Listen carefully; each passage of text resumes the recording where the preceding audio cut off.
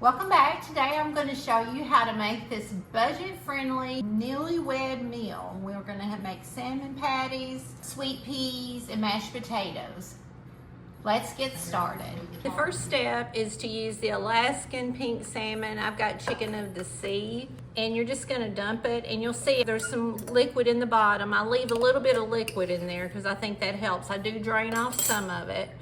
And your first step is I take all the skin off, and there's little bones inside. So I go through, you see it comes out pretty easily. So I go through and I pick all the bones and the skin off. I don't know if you'd have to do it this way or not. This is a very budget-friendly meal.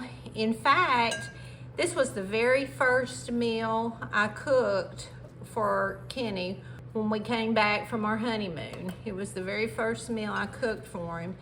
And also one of our subscribers asked us to cook this meal. So when she mentioned it, I thought, yes, for sure, since I knew that it was one of ours. So you break up the salmon. Then I add in about 1/4 cup of self-rising cornmeal, an egg, and a couple of tablespoons of self-rising flour. Now, a lot of people put onions in theirs. My mom never did, and again, I was all about the budget. We didn't have any money at all when we first got married, and so it was all about what could I do, what could I cook that would be budget friendly. We're at the stove, and as any good Southern cook, I have a jar of bacon grease that I keep in my refrigerator. That's what I'm gonna cook my salmon in. It gives it such good flavor. However, if you don't have that, you can use shortening or oil, whatever you choose. We try to stay away from seed oil, so I don't use seed oil, but you could. You can see my bacon grease has melted, and it's probably about 1/4 inch deep in the frying pan. So I'm just gonna take the salmon mixture, and I'm just gonna make it into a little patty like you would a hamburger, and just stick it in the skillet. And just keep moving until you get them all in there, because they will brown fairly quickly. I'm going to turn this down to medium heat.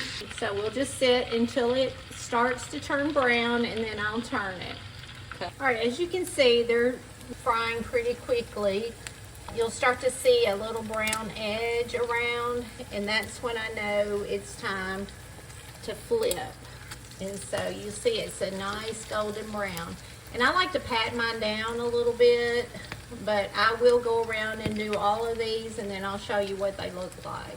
As you can see, I've flipped all of them. Some of them are more brown than others, and that's based on just the heat of my stove. There are hotter spaces than others. So now I'm gonna let it cook on this side. It takes probably about 2 to 3 minutes per side. You want them really this color of golden brown if you can get them that color. All right, I've taken them out of the grease, and you can see 4 of them did pretty well. This one got a little dark. This was probably perfect. This one fell apart. Now that's just part of being a cook. It's gonna happen. It'll taste just as good. It just don't look as good. But that's the easy way that you make salmon patties. The second part of this budget-friendly meal we had on our first home-cooked meal was just green peas straight out of a can. Most of the time I think I got those for 59 cents, so very inexpensive. I put a 1/2 stick of butter in them and just some salt, and that's all you do is you let them boil for about 2 minutes.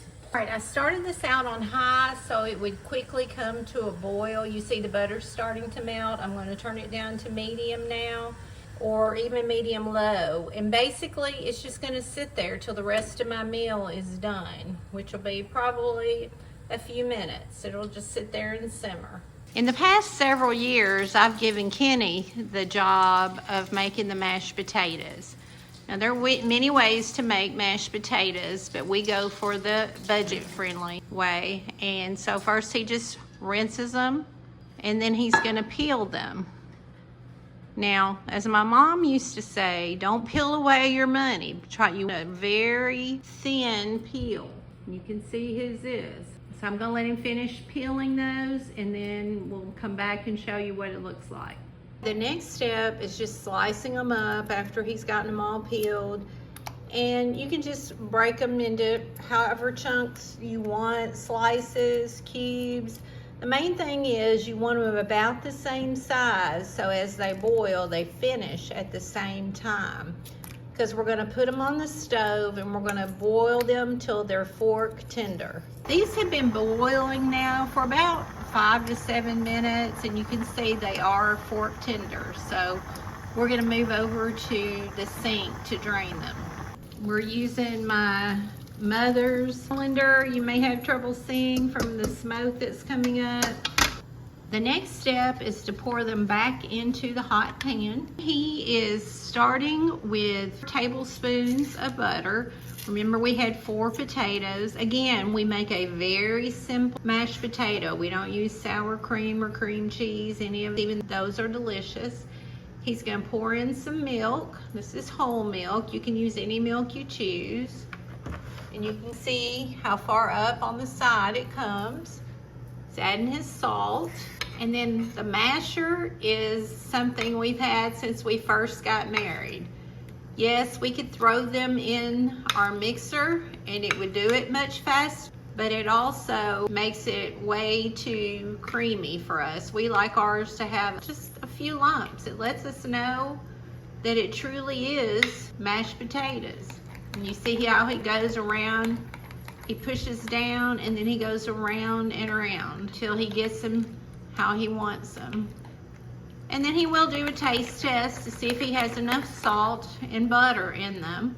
Thank you for watching our channel, and thank you to Coco Rio for suggesting salmon patties. This has been a great memory for us to talk about and to prepare for you. We like cooking old-fashioned Southern foods, so look on our channel. There are many recipes. If you have a recipe that you thought of that you would like to see, please put that in the comments sections. Have a blessed day.